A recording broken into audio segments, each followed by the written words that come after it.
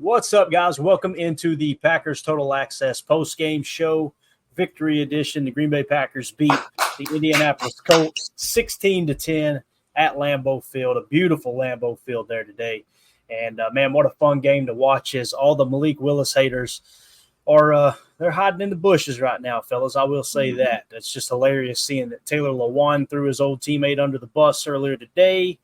You had our I'm trying to think of the nice way to put it, our little buddy from the Indianapolis Colts fan club that was singing this song. Jacob, how'd that song go? These are our Colts. These are our team. We love them. All right, that's enough of that. Right. Emilio, what are you doing over changing stuff around on the band? Yeah, well, I don't know. It was scrolling too fast for me. Drinking, huh? Have I been drinking this morning? Maybe. Bon dia. I had a little in the coffee this morning, yeah. All right, let's do this real quick. Let's give a shout out. Man, this was a fun one, guys. And again, we got receipts aplenty. Recibos are flowing like the geese of Capistrano. Funny thing this morning for the pregame show, the very first comment this morning. You ready for this, Emilio? You didn't see this one over here. I missed it. This was the very look, 5:08 a.m. This is going to be a bloodbath. Colts 37, Packers. That's Wow. Sorry about it, bub. James came in strong. He did, man. I don't know where I don't expect to see James in the comments here in the post game, Right. but it's funny how that happens, man. They end up on a milk carton after they talk that crap. You know what I'm saying? I like the confidence. Just where are you, James? Where Yeah. you be at? Maybe he'll swing through. Who knows? Must be working in the auto industry. I don't know. Exactly. Exactly. And here was another one too, like we had mentioned earlier. We'll just go through the receipts real quick, then we'll get into the box score. Let's have some fun with this one. So Matt Simon had tweeted this out and said, former Titans offensive tackle Taylor Lewan in this show, and he quote tweeted the show from Barstool Sports. It's got Big Cat, of course, the Bears apologist. Quote, I like Malik Willis. He's a good human being. Always has a smile on his face when you see him in the locker room. Guy doesn't really know ball, unfortunately. The thing about Malik is when it comes to checks, cans, anything, oppo, he has a tough time seeing safeties. He has a tough time seeing where blitzes are coming from. And Matt LaFleur running a very similar offense to what Arthur Smith ran in Tennessee. I don't see LaFleur making such a dramatic change where it's like, hey, we're doing day one installs for this guy. Bro, they came out in the very first drive with the pony package and Reed in the backfield. You're talking about 2 and 3 options on one play. Matt LaFleur, somebody put some spec on his damn name. Dude, he was in. If he does not call the game he calls in the first quarter, I'm telling you, you probably do get boat race. But he called the perfect game plan in the first half, and he knew just the perfect moment to take his foot off the gas and allow the pressure to set in on the Colts. It would have been real easy to be too aggressive, turn the ball over, and give them an opportunity to get back in the game. I thought he just had a phenomenal play calling. And again, what was Malik? Was he 12 or 14? Is that what he finished at? I think so. Something like that for like 12 or 14 for like 114 or something like that. And I will say real quick, I completely disagree with Clayton. I do. And this is why we should have discussions. We're not going to sugarcoat stuff on this podcast. We're not going to all sit here and lick gumdrops together and I'll be like, oh, it's all fine. I do not like the way that Matt LaFleur called this game whatsoever. I thought the way that he called the game in the third in the 2-minute drill, I thought it was absolutely disgusting. When we did a 3rd and 10 at the 20 and we did a delayed quarterback delayed handoff, I thought that was horrible calling. We barely won this game. We won it by 6 points. We could have been at the gist of anything other. I just want to put that out there because I want you guys to know that this podcast is not, we're not all sitting around, rubbing each other's backs. That's not what we're doing. Easy now, easy. That's my point, though. Doesn't it? You don't want to listen to a podcast where it's like everybody does the thing. We all nod together. Tip, though. I completely disagree with Clayton, but the end result of the game, I can't deny. We won the game, but they had a chance to win it at the end. You guys can't deny that. 100%, they had a really good chance to win the game, and they probably had 3 or 4 chances to win the game when they should not have if we would have thrown the hammer down. That's my opinion. I know it's going to be fact checked by Clayton. I know that, and the dude is I'm smarter gonna than I am. have to put on the hater blockers, Jacob, and Put those on, buddy. I I always knew you were. What would you say? What was you saying? Dude, I thought Matt was in his bag. First quarter. You didn't say that at halftime. What do you mean? I said, yeah, I didn't like how he ran the second half, or I didn't like how he ran the 2 minutes going into half, but he was able to keep the ball and not lose it, right? Our biggest, no wonder you couldn't do that, Clay, man. That was wild. I'm telling you, but our biggest thing was we held on to the ball. We didn't turn it over. The middle eight was big, right? We tied and scored 3-3, but we didn't turn it over. I think Matt was happy going in with that 10 lead. Our bigger issue was not finishing in the red zone again, and 2, holding and dumb mistake penalties that are holding the offense back. Yes. I mean, that's our bottom line issue. No, I'm kind of being half serious. Like I really did feel that way, and I texted Clayton, and me and him actually did have a conversation where we're like, I don't like it, and he's like, this is why you're wrong, and I said, okay, that's probably true. I don't want to be one of those podcasts where it's like we all agree and we're all great. I legitimately halfway through the game thought that it was a horrible play calling situation. Clayton did tell me that he thinks I'm wrong, and clearly I was. We ended up winning the game. So that's all it is. I just, like I said again, I don't want to be a yes man. I would rather just have some back and forth here. I thought it was a horrible decision to not even try to go for points when we had 2 minutes left with the ball with 3 timeouts. I don't remember the last time the Packers had 2 minutes left with 3 timeouts and had momentum. So let me ask you, here's my question. Let me hit Brambo real quick. Brambo, thank you for the super chat, buddy. We appreciate you. Yes. I said on Ryan's stream, anyone upset with how we won this needs to chill. Into 3 start quarterbacks and 1, it was a team victory that will solidify this team. Here's the thing. We were the underdog, right? They were 3-point favorites, and we were at home. So what's that tell you? Typically, you catch 3 at home, so it's kind of a push, right? It was going to be a close, tight window game all the way down the stretch. And this is what I said to Jacob in the text when we were disagreeing on this. If Matt LaFleur decides to be aggressive before halftime, what were they up 10-0? Am I thinking right, fellas? Yeah. 10-0, right? If you're up 10-0 and you get aggressive and you turn the ball over there and they go down and score 7 points, you just handed them the middle 8. You just handed them the middle 8, and they get the ball back after halftime.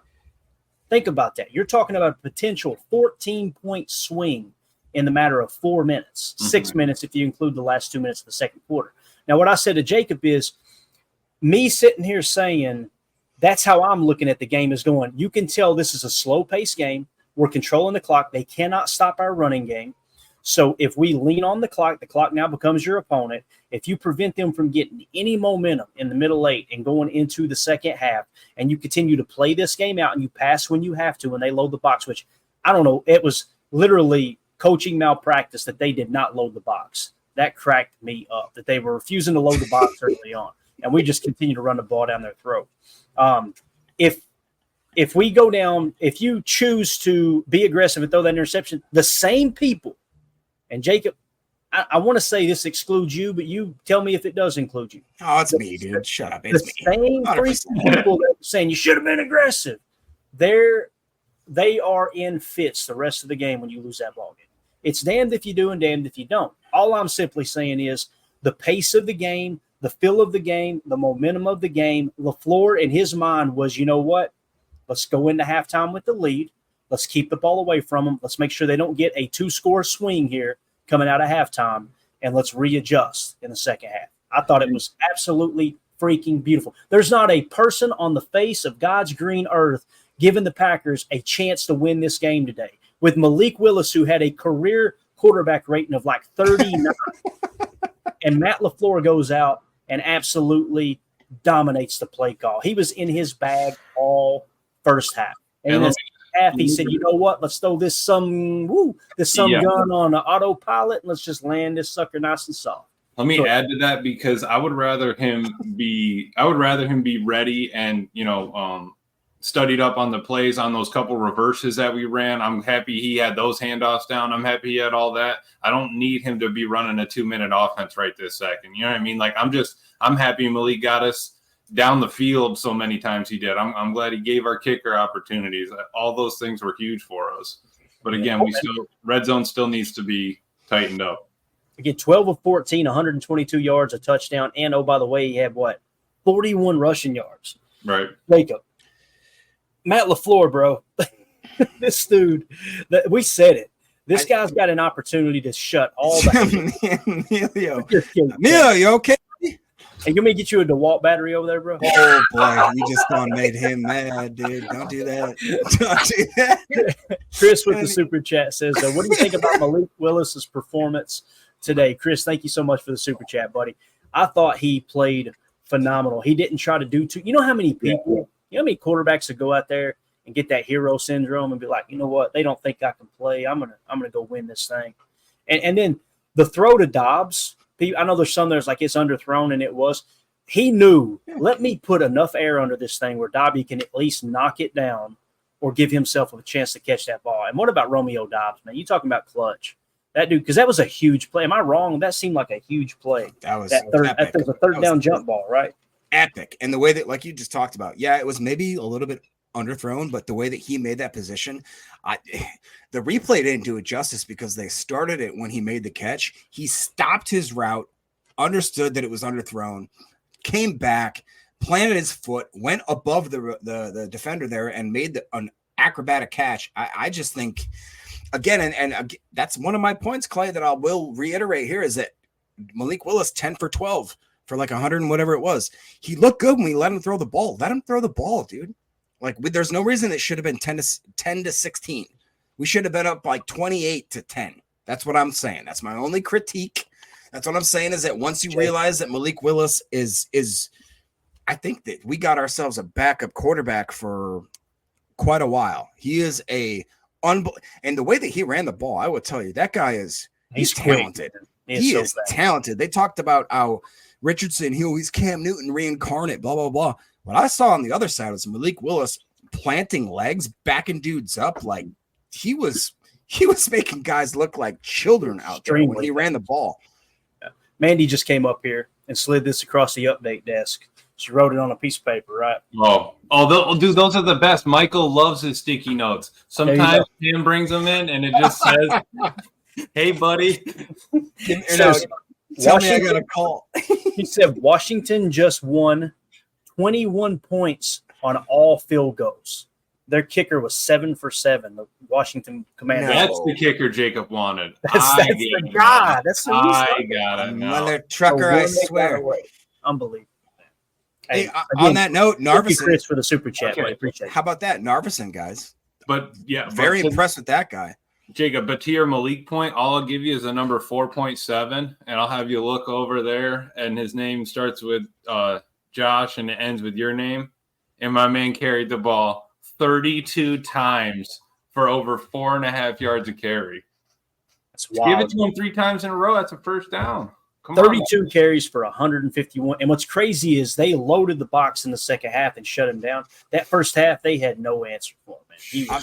I'll tell you what, Josh Jacobs looks exactly like the guy that we thought he would be. Not last year's Josh Jacobs. I'm talking 2022? Yeah. 2023. He was, I'm talking making cuts. The cut, I don't know, guys, if you remember this, it was I thought it was like a 3rd and 6 or something like that. He cut so hard on the interior that the dude literally looked like he just gave up on life. Like he 3rd and 3, he just put him on the stop. But then there was another one where there was an out where he took it around the outside and he was going around like the right hash or whatever, and the defender had dead to rights to him, and Josh Jacobs knew like I just have to deke him out. He went so hard with that deke, and then it made me really understand is why we valued this guy so much. He's a freak, man. You give that guy the ball, he is absolutely worth the money. I really do think that. Togrel with the super chat. Thank you, sir. Appreciate you. He says Malik's not that good. Matt made him look good. I'll tell you this, Togrel, as much as I want to disagree with you, that's what history says. No one has been able to make Malik look good so far. He's had 4 offensive coordinators, and he sure looked the part with Matt. Matt's a quarterback whisperer, no doubt. So, again, I just hope he gets the respect he deserves, he being Matt. And Malik, too. But Matt was just, what a phenomenal game plan, man. As soon as I seen open and drive pony package, Jaden Reed in the backfield, I'm like, oh, okay, Matty, here we go. Well, I mean, wouldn't it be like looking at Kyle and Brock? Like, oh, Brock Purdy's not a quarterback, but Kyle made him, makes him look like that. Why can't Matt get that kind of respect? Right. Yeah. So let's do this. Let's go to the touchdown pass that Malik Willis had. We just pulled it up on Next Gen Stats here. The play call was 11 gun, nub left, F zipper, flood, Y drag, T swing. And this was the touchdown pass again by Malik Willis. Let's see if I can get down here to where I can actually play it. Still see it on the screen here. All right. So what we're talking about here, nub left. Notice there's a tight end on the left side. That's what you call a nub tight end on the left side. Okay. So that's nub left. Or you could say tray right, meaning there's 3 wide receivers. I'm sorry, trips right. There's 3 wide receivers on the right side. Nub left. T same. T's on the same side as the tight end. So we're going F zipper flood. The F was Dontavion Wicks. He's going to do zipper motion, or what I refer to as yo-yo from time to time. He's going to motion over like cheat motion and then come straight back with a run and go on that cheat and run an out route. So with flood, what we're talking about was F zipper. That's your zipper motion. Flood concept is where the number 1 runs a go, the number 2 runs an out, the number 3 runs a flat or an underneath the out, okay? So it's kind of a shallower version of the out. So you're flooding one side of the field. You've got your T with the drag across underneath, and then, of course, your Y with the drag underneath, and then you got the T with the swing pass. So, again, it was nub left, 11 gun, nub left, F zipper flood, Y drag, T swing for the touchdown. We'll put it in motion here, and you'll see the zipper motion come across, go back. Beautiful throw by Malik Willis with pressure in his lap too. And I remember this too. They were like, man, that could have been a pick 6. That ball was nowhere near being picked. He put just enough on it, good timing, perfect throw. The dude thought that he could get there. That's what it looked like. From the TV copy, it looked like that he jumped the route, and you can kind of see it here. When the dude breaks off the 10, I mean, he tried to get under that route. The ball just got there in time. I mean, starts from the left hash. Let's drift him over a little bit. I like it. Yeah. It was from the far hash. So that was Malik Willis has a strong arm. He has a strong arm. The knock on him has been the touch, has been kind of like Anthony Richardson, right? Can he throw those short? Did you guys see what I was talking about in the pregame? Like the short intermediate passing with Anthony Richardson, it's not there. It's not there at all. It's so inaccurate. And we talked about that. Yeah. And I'm telling you, he's got a cannon for an arm, but that doesn't matter when you can't layer your passes and you can't make good decisions. Mm-hmm. He's one of the most overrated quarterbacks in the league. I remember the heat map after this game. Yep. And did you notice the Eric Wilson interception, Emilio? It came on the right side, on the cold side of his heat map. Like they forced him to throw right, and that's where Eric Wilson picks that ball. I'm telling you, he's way more comfortable throwing to his left than his right. No doubt about it. So, and obviously he is pierced there late for the touchdown. Quay Walker at the end with the dropped interception, man, that really hurt. I wanted that for Quay bad. But overall, man, the defense, what else can you ask for, right? I mean, you end up giving up, what was the total again? I know I got to scroll them across. I'm looking at a different screen. 10 points. Oh, yeah. So, 16, and really the seven of those 10 were kind of, you're almost, I don't want to say you're in prevent, but you're more or less, you're playing the clock at that point, right? Right. Chad Ink, been a member of the PTA posse for 6 months now. Stokes hurt or Valentine fit the game plan better? That's a great question, Chad. I didn't see anyone tweet out about Stokes getting hurt. Jacob, did you hear anything about Stokes being hurt, man? No, but that's a good question, man, because I literally was watching out there and I'm thinking, I saw Valentine, I saw Ballantyne, I saw a lot of guys, and I'm thinking, where the heck is Stokes? Yeah. I did not see anything. Yeah, definitely. Shout out. And again, Chad, thank you for being a member, buddy. Shout out to CJN, gifted 10 PTA memberships here on YouTube to random viewers. Appreciate you, CJN. We'll make sure we get them into the giveaways coming up here soon. We'll probably do one next week, as a matter of fact. I've got a couple of pieces of memorabilia we're going to be giving away. So thank you so much, CJN. Appreciate you, buddy. You're awesome. Let's see if we can find everybody comb through Twitter in the chat. See if you can find anything on Stokes. See if we're missing something there. Because, again, I noticed Valentine coming in as well. But back to the box score here. What else stood out to you guys about this game? What do you feel like was the big thing? Because to the best of my knowledge, Emilio, didn't the middle eight – I thought the middle eight was 0-0. Did you say it was 3-3? Is that what you said? I was just looking at the score in the third, so it probably was, but it probably was 0-0, no turnovers. Okay. So the turnover differential was 1-1 to the best of my knowledge, okay? And the middle eight was 0-0. So it was a push on both of those. So what's it come down to? Probably explosive plays, right? Right. You bet. Now, they got a significant amount of explosive plays there in the second half. You can tell that we stopped keying in on the run as much. And you guys remember when me and Jacob had that exchange on text, what's the first thing I said?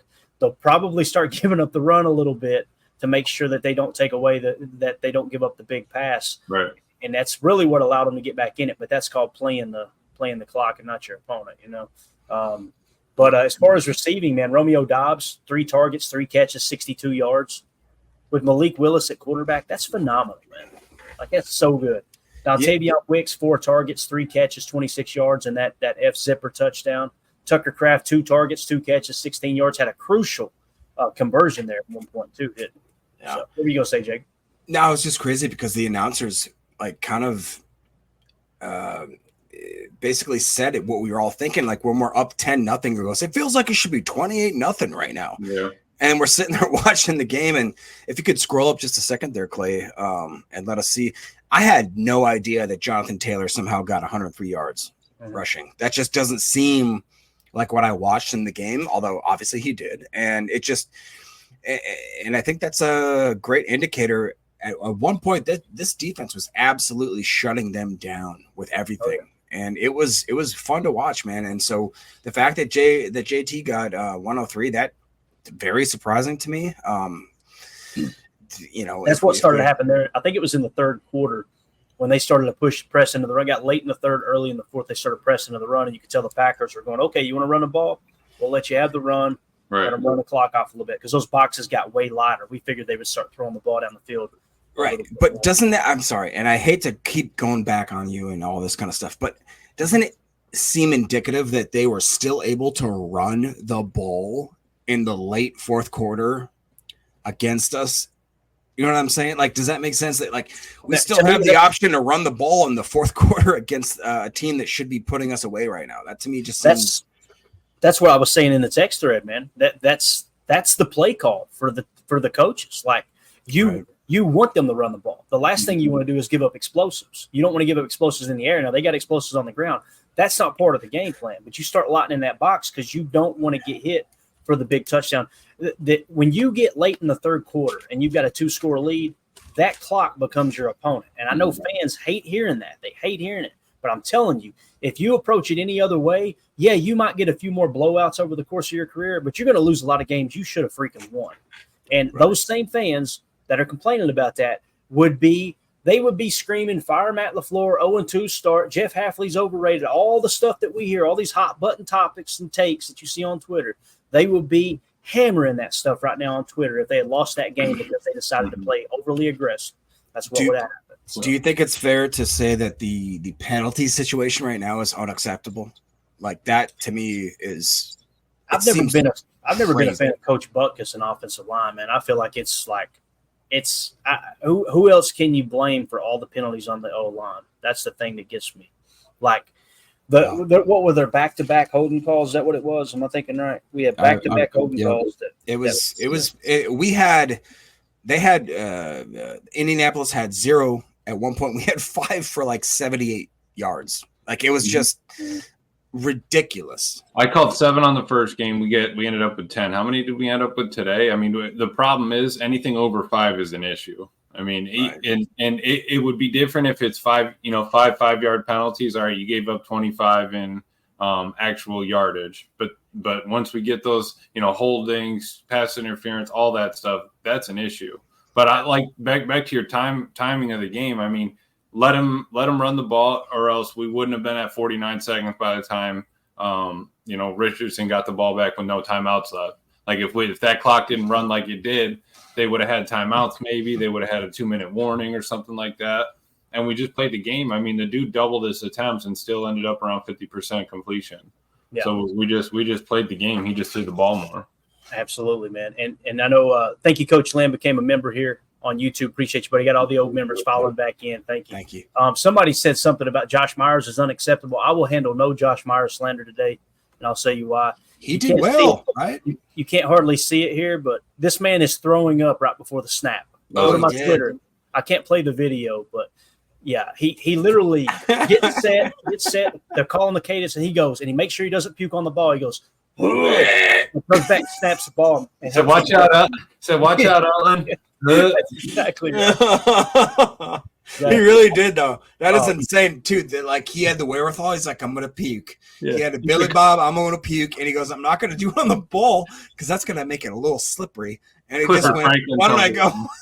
Why don't I go over to left guard?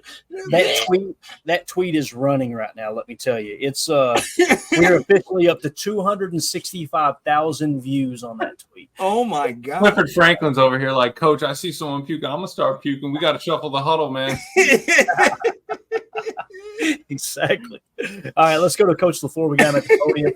Probably can't hear him. Don't blame me. All right, here we go. Certainly just the challenges of going into a football game without your quarterback, with a guy that's been here for 3 weeks. And it's a credit to everybody. It's a credit to our players to be able to go out there and execute and do what we needed to do to win a game. And our coaching staff for putting them in a good position.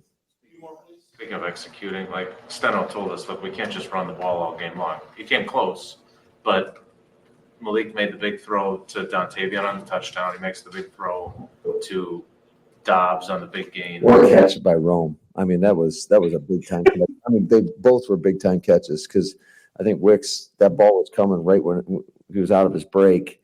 I want to say, seeing it live, I thought he bobbled it for a second, but to be able to turn up and make that play, I thought both great plays by those guys. Do you feel like Malik, though, was ready to make the handful of throws that you absolutely needed to make? Yeah, absolutely. I mean, anytime you leave a game and you're 12-14, I'd say that's a pretty efficient day. And I know that we did some things in terms of some of the shorter passes, and we didn't throw a ton down the field. But, when he got the opportunity to throw it down there to Rome, went up and made a play for him. Your O-line, you praised him a few times today. I mean, there's Elton got sick. Josh got sick. There's a series of video of that. Just how hard was it those guys considering it was 80 degrees out there? Yeah, I asked Malik why he didn't throw the ball on that third down, and he told me that Josh threw up on the ball. I was like, that's the first time I've ever heard that. Matter of fact, the official came over to me, Sean came over to me and said, we saw your center thrown up on the ball. Do you want us to take him out next time? I said, absolutely. Please do that because, you're talking about a critical situation. And it's third down, and I've never had a throw with bombing on a football. So I don't think Malik probably didn't appreciate that. Put it in the practice schedule. Drills. You're gonna have never mind. That's in the I think we'll leave that to you guys. Thank you guys. All right, have a good one. Thanks. Oh my God, that's gonna be Josh, the next you poor son of a bee. Yes, and he did. He literally he snapped the ball, he took it, and he just rolled right. And they asked him, "Why didn't you throw that pass?" Josh threw up on the ball. Coach, can I get some water to wash my hands off? Take that snap and go. Can I get some Lysol, please? Oh, that's hilarious. That broke me, man. Could you imagine he grabbed his towel real quick, tried to wipe it while he's running with it? Respect orange. It was wet, Coach.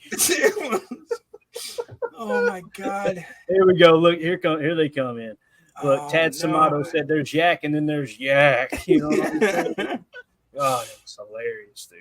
Absolutely hilarious. Clay, I got like 19 comments. Yeah, go ahead, man. Start right now if you want to maybe get into that a little bit before we get too far behind.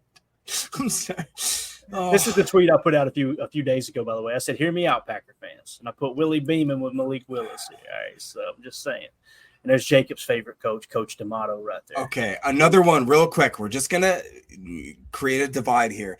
I hate that movie. I think it's stupid, and I think that the coach, I think that what's that guy's name? I can't remember. Is it DiCaprio? What's his name? Pacino. That's the one. Yeah. I don't think. I thought that was the worst most contrived, most stupid coach speak I've ever heard in my life. But anyways, let's get into the Jacob's chats all right now. positive today. I love it. Oh man. yeah, dude. Wait, hey, if it's your first time tuning in, wait till we lose the game. Go ahead. I think I was more positive last week, to be honest. Respect oranges. Let's go this. 151 yards, but a fumble. He's speaking my language. That was tough. That was tough. Got to clean up those errors. Jacob should have two. He really should. That was an amazing play. Tough. I don't know how you call that, man. That was a tough end to that run. It literally happened on like the half-yard line. That's just. Dude, he was in. He was in. He was in. And that was a loss in the red zone, turnover possession with no points out of that drive. Like exactly. that's a problem. Those are the issues that we need to fix. It would have been 21. Quit it, Clayton. Quit it, Clayton. Coach Lynn knows what's up. He said that movie's a classic. Thank you, sir. Let me tell you about that movie, son. You've got Jim Brown, the great Jim Brown, one of the greatest, if not the greatest running backs in the history of the game in that movie. I'm talking about multiple people. Terrell Owens was in that movie. It was just a perfect depiction of pro football. And at the time, everybody said, that's such a black eye on professional football. That stuff doesn't really happen. Boy, oh boy. Go check the register one more time, fellas, because everything in that movie you've seen happen in the NFL. So there you go. Go ahead, Jacob. You have it back, sir. Thank you, Coach. I appreciate you. Hold on a minute. We got a super chat. Shut up, Jacob. Jarrell Lee in the chat says Jeff Halfley, Van Ness, and Jacob Sky, Devontae White with the green heart and the flex emoji. Hey, Devontae White with that sack, Jacob. Huge. Hey, that was awesome. I thought that we'll watch the tape, I'm sure, going forward. He had multiple plays where he was a freaking hurricane, dude. That guy looked unbelievable. And I very happy. Have we had Brambo's chat up here as well? Yeah. We already did that one. No, we did it earlier. And it looked like it was a TE stunt too on that. Where Wyatt went first coming across the tackle's face and LVN came in, bam. Yeah. And shout out to Jarrell Lee. Thank you for coming to YouTube member, bud. Appreciate you. Go ahead. There you go. Sorry. No, nothing. I'm excited. I'm happy. I was a little upset by that roughing the passer that LVN got, but it's all right. We'll take it. Yeah, I understand. It was close, but hear me out. I know that trick. I know Richardson. It's clipped up, but his helmet is not on, and that sleeve that goes over the chin strap is literally like the slipperiest thing ever. Like it does if your chin doesn't fully even sit into the chin strap when you have one of those on. So obviously it's going to come sliding right up. That's my only take on it. I got you. It wasn't like it was, if he'd really hit him hard in the chin, he'd been out of the game, right? But when you see as an official that helmet pop up, you know what I mean? It's like, I get it. I'm just saying, like, hey, come on, let me check your straps, bud. There's no way those things are tight. He doesn't unbuckle it when he takes it off. You know what I mean? That's an issue. Yeah. Godsmack AR69 says with the super chat, thank you, sir. He says Packers won, Lions and the 49ers lost. Bodes well for us down the road. There you go. Now, was it Minnesota that beat the 49ers? Is that right? Yeah, they did. Yeah. So on the NFC North roundtable, the Vikings fans said he thought the Vikings were going to beat the Niners, and my official quote on that show was, to quote Ricky Bobby, "I'm too drunk to taste that chicken." So he was correct. I got to take the L on that one. So good stuff, Godsmack. Appreciate the super chat, buddy. That's good news, man. So my thought on the Vikings potentially coming into Lambeau and maybe sneaking a win out of us. That was my loss early in the season when we looked at the first quarter. I didn't think it was going to be the Eagles. I thought it was going to be the Vikings, man. They are, I don't know. That's what's crazy. I was talking 10 to 13 wins was kind of my range. Yeah. And, after Jordan went down, it's like, man, if we lose any of these next three games, you've got to take that off the 13 that I was kind of accounting for. So I was kind of sitting at 10. Now I'm back to about 11. It's probably where we're at, to be honest with you. And we'll see if Jordan plays next week. I told Mandy, she was like, "Do you think Jordan will play when we're in Nashville?" And I told her, I said, "I'll tell you this, if they lose today, I think there's a better chance of Jordan playing. But if they win, I could also see him being like, you know what? Let's let him sit another week." Yeah. And by the way, that's the Malik Willis revenge tour. I'm kind of excited. You've been begging for that since. Hey, that's a good revenge tour there. Let's try to blow through these real quick. How does Green Bay do this all the time with these nail biters? I'll tell you how. They give me a heart attack, and I want to die every time. Mr. Goat says Kraft is a top 3 utility tight end. I think that Tucker Kraft may be a top 3 tight end, period. He is you guys talk about this real quick, and we'll move on to the next. This guy just consistently impresses me. Like he's good, dude. He's really good, in my opinion. No, yeah, Tucker Kraft he's legit, man. The dude, he can do everything. He's not as valuable flexed out wide, but there's certain moments in the game and throughout the season that you need that guy that's that inline tight end that can attach and convince people that you're going to run the football. And again, he had only 2 catches. He only targeted twice. But, man, one of those 2 catches, if I remember correctly, was on a 3rd down, and he converts for the 1st down. It was absolutely huge. And that's the moment is never too big for him. And Emilio, his hands, bro, like he never drops passes. Never. Dude, no, even right after a block, little chip block, let me hold him for a sec, just leak out, catch it, turn up field, let me get 12 yards. Perfect. On the next play, all right, I'll come in the backfield. I'll be the lead blocker. And he's on the field like we talked about when Musgrave is out there. They bring Musgrave in. But then he's also out on the field when they bring Ben Sims out to be the other run blocking tight end. So it's Kraft isn't not on the field. You know what I mean? Yeah, definitely. Go ahead, Jacob. You want to hit some more, Buff?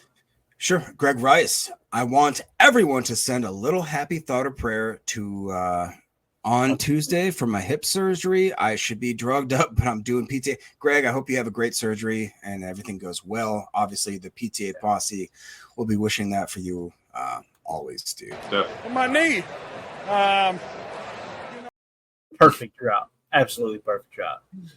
Yeah, we're definitely, we'll say a little prayer for you, brother. Make sure Most definitely. It goes great. Y'all want to hear from Malik Willis real quick or no? Yeah. Let's go. All right. We'll just do just the opening here. Hopefully we can hear it. Here's Malik Willis at the podium a few minutes ago. Nice. It was great to get the win. I mean, obviously, after last week and fighting so hard, we want to come out and do our best to get one. And with Jordan out, we just had to come together, and I'm glad we got it. So how many plays did you know? How big was the game plan, and how do you think all that went as far as knowing what you were doing? I mean, it was a normal game plan as far as that goes. He told me he was going to give me everything and take out what I didn't feel comfortable with, just as if I didn't get those reps. And I felt great about the whole game plan, so that's awesome. You of yourself for how far you've come. I mean, you got traded for a 7th-round pick, and here you are a couple weeks later. You're starting for the Green Bay Packers, and you're winning your first game. I wouldn't say I'm proud. I'm more blessed than anything. I'm just grateful for God giving me another opportunity somewhere different, a clean slate, and just giving me the opportunity to be around guys who helped me get going in this past 3 weeks as far as just learning as much as I can, and guys in that locker room who are behind you, whoever's starting, and just continuing to, have that confidence in you. It builds, and it just helps you go out and be yourself.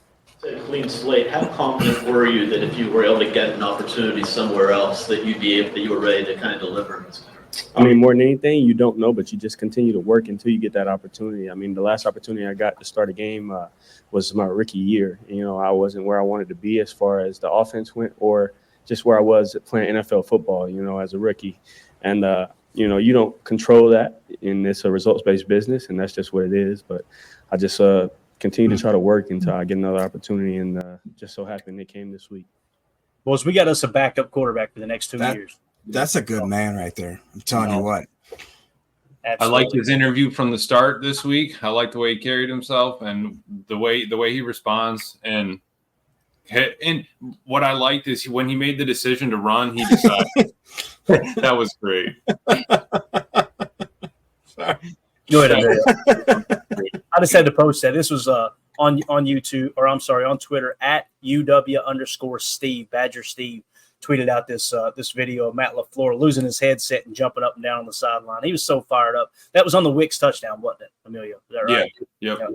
Just you could tell he was so happy for Malik Willis. Go ahead, Emilio. I'm sorry. No, I was just saying I just like Malik's decision making. You know, if the pocket started to collapse, I'm getting outside. He kept his head up. If not, all right, I'm running the ball. Get down, don't take a hit. I mean, he was smart with everything he did. He took care of the ball. Didn't make, you know, any dumb mistakes. I was happy with him. Kid got his first passing touchdown. You know, first win as a quarterback. So how can we be mad at it, really? Yeah, I'm excited, man, to see what he does. Go ahead, Jacob. You can keep on hitting the chat if you want, bro. I'm gonna keep coming.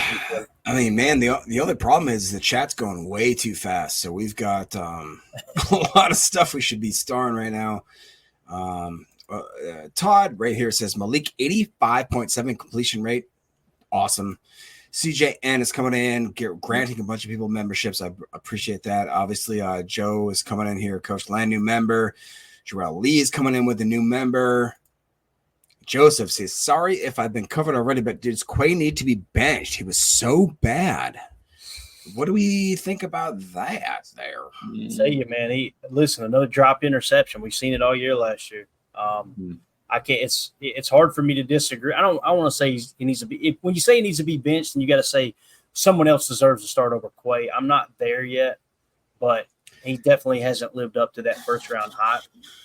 Edgerrin Cooper got a lot more snaps, it seemed like, today. Dude, he stuck him on that one play. Oh, he did. I absolutely stuck Jonathan Taylor, wrapped him up, just bit the ball. It was beautiful. Yeah, and Quay Walker did lead the team of tackles. It was only 6, but again, he had that interception at the end. He could have sealed it, and he just literally hit him right in the face mask, man. And we've seen that multiple times last year. And he's good in pass coverage. It doesn't mean he's good at picking the ball off. Right.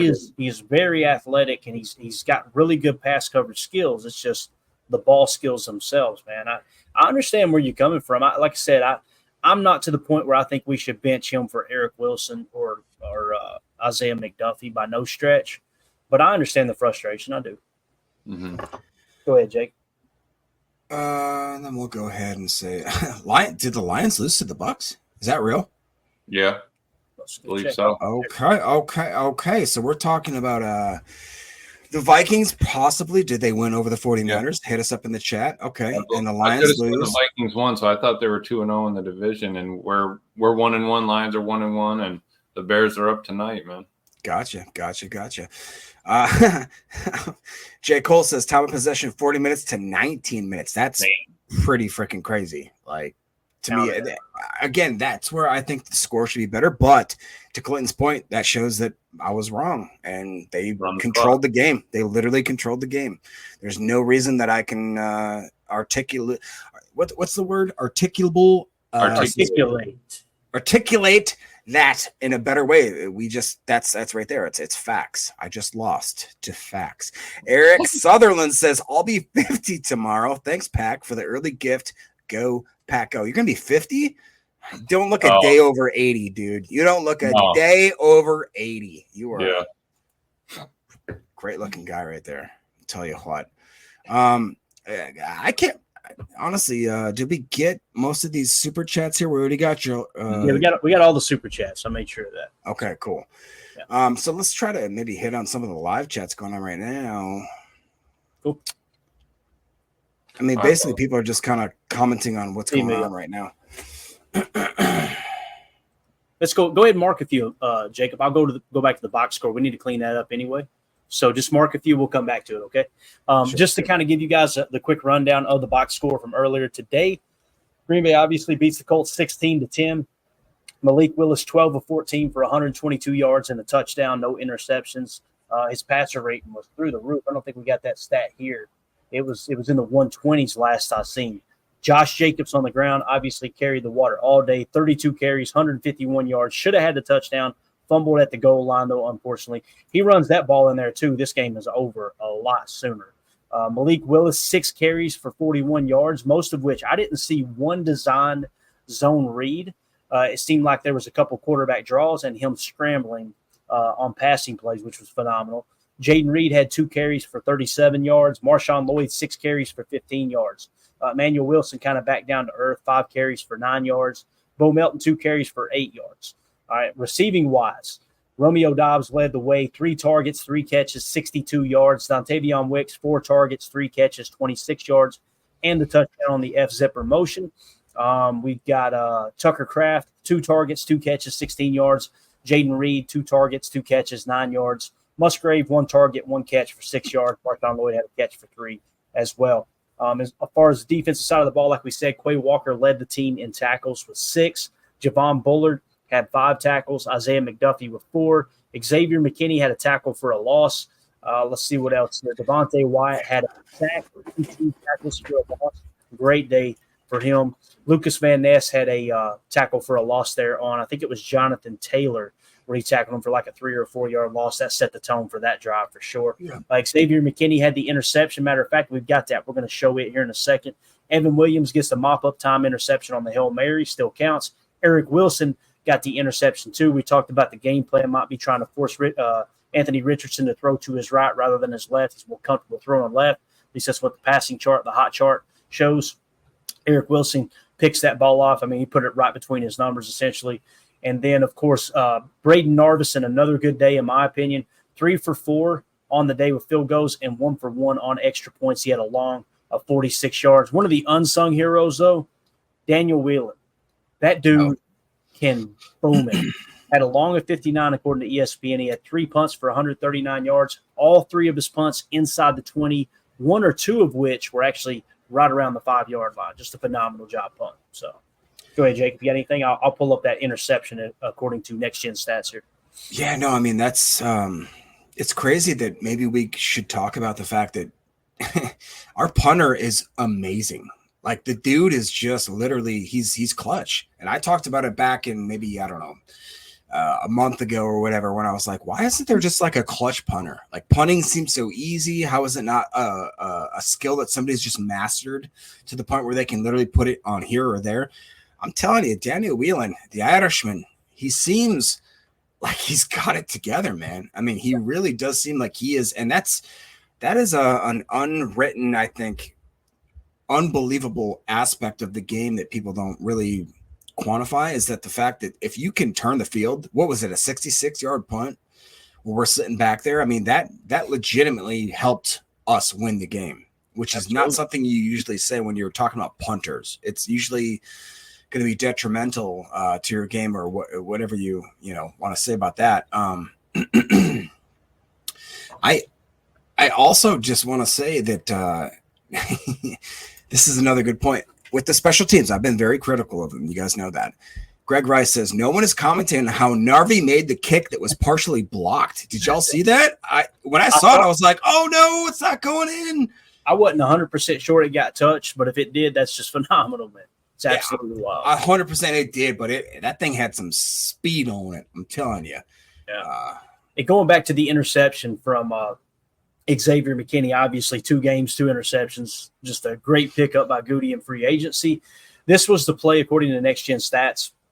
So the play call was nickel 4-2-5, cover 1, double LB fire, which is basically a double linebacker fire up the middle. So you end up bringing 6 on the blitz, cover 1, meaning 1 deep safety, everyone else's man coverage across the board. Understand, one of these blitzers may have been a green dog blitz, meaning if the running back hadn't stayed in and blocked and he went out in the pass route, he probably would have been covered in man coverage. But the fact that he stayed in, he went ahead and blitzed. But again, what you want to key in on is look at Quay, look at McDuffie. What you're going to see is Quay's going to walk up, mug the line of scrimmage. He's going to go first, and you're trying to get everybody a hat on a hat and then create a free lane for Isaiah McDuffie as he blitzes. I'm just going to roll it through manually. You'll see Quay walk up right here, bang. See the play action. He fills the gap. Now watch McDuffie come in. So that's probably a green dog blitz, I would imagine. And again, pressure pick, coverage sack. That pressure led to the overthrow. This looks just like, and I said it when we were watching it in real time, it looked just like the interception Anthony Richardson threw last week. You remember he overthrew, middle of the road throw, right? Kind of that intermediate level, little pressure, overthrew the receiver, safety dove. We said it on the pregame show. Dove made the diving interception. I don't think McKinney had to dive for it, but again, it's the same exact play. Play action, pressure in his face, dumps it, overthrow. McKinney got it. Intercept. Nice little return, too, picking up what was roughly 15 extra invisible yards there on the interception. So this is just the bringing 6, cover 1 man is what this was. So I got to hop off, Clay. You guys have a great rest of the podcast. Go Pack, go. We'll see you next week. All right. Take care, Bob. Yes, sir. All right. We'll get ready to wrap this thing up, guys. As the Packers, like I said, come away with a big win here, 16-10. Nobody was giving them a shot at winning this game. Phenomenal play calling by Matt LaFleur. That was the big takeaway for me, man. He broke out all the stops in the running game. You got to give credit to the line, too. I know we had some penalties we need to clean up with obviously the holding and everything. But overall, just a phenomenal day. It was a lot of fun to watch. We're going to clean it up here with the rest of the chat. Some of these came in much earlier. Tim Hurley earlier says, our quarterback outplayed theirs. There's no two ways about it. I think Anthony Richardson's overrated, me personally. He's got a huge arm. He's very mobile. He's got all the athletic ability in the world. But, man, that doesn't make a hill of beans playing quarterback in the NFL, no doubt. CJN, Lions lose to the Bucks. We hit that one earlier, I'm pretty sure. Eric Sutherland, I'll be 50 tomorrow. Thanks, Pack, for the early gift. Go, Pack, go. Happy birthday to you. Jacob may have hit these while I was trying to pull up the presser earlier, too. Coach Lynn says, Quay played wide receiver in high school and played basketball. How does his hands be so suspect? It's a great question, Coach. Great question. And I never heard that on his scouting report coming out of Georgia. It's almost like he just presses. You know what I mean? Like, he can make a play on the ball, but when it's a give-me interception, it's almost like he's trying too hard. And that kind of goes back to that first year where he got kicked out of the game a couple times and all those mental mistakes. Another guy who's got all the athletic ability in the world, but, man, sometimes it just doesn't click. I don't know. It was a tough day for Quay today, especially with that dropped interception. Greg Rice, our punter, is clutch. Amen. Greg Rice, no one is commenting on Narvi making that kick. So, yeah, we already hit these. Jacob just didn't unmark them. There you go. And then Ron Sample, Packers, 424 yards rushing in 2 games. Running game's alive and well, man. And listen, Aaron Jones is a stud. He's going to continue to be a stud as long as he stays healthy. But this is the best plan B that I think our boy Brian Gutekunst could have, was having brung in Josh Jacobs to replace Aaron Jones. There are 2 different styles of runners. They both run hard and they run with power, but Josh Jacobs is very, very good at setting up the cutbacks, as where Aaron Jones is just like, you don't know which way he's going to cut. Like, that dude is just cut on a dime, way more agile than Josh Jacobs. But Josh Jacobs runs with such good pad level. And the main thing with Josh Jacobs, again, he just seems very smart, very patient, setting up his cuts. I'm really excited to see how he finishes the season for sure. So with that being said, we pretty much hit everything we were going to. We're going to go ahead and wrap it up there for the post-game show. Appreciate everybody hanging out with us in here. This was a lot of fun. Shout out to Brambo for the super chat. Chris Arneson with the super chat. Thank you so much. Torgrel with the super chat. Thank you, sir. CJN gifting 10 memberships to loyal viewers here. Appreciate you. Coach Lynn becoming a new member. Jarrell Lee becoming a new member. Jarrell Lee with the super chat. And, of course, Godsmack AR69. Thank you for the super chat as well, buddy. We really appreciate y'all supporting us. So, that being said, Packers win 16-10. We will see y'all tomorrow for PTA Live. I'm going to try to get Chalk Talk ready for no later than Tuesday. That's my goal. I'll get started on it as soon as all of the tape drops. But we will see you guys and gals tomorrow. Everybody have a great Monday. Don't work too hard. As always, let's go out and be the change we want to see in the world, and go Pack Go.